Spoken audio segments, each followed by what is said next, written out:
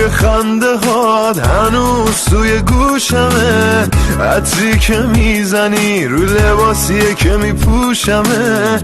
دیگه بدون من یه قدمم بر ندار، یه چیزی بهت میگم این دفعه رو نیار. هر بار این درو محکم نبند، نرو این چشمای ترو نکن تو بدتر و نفسم میبره، دل من دل خوره، بی تو از دل هوره، هر دقیقش پره.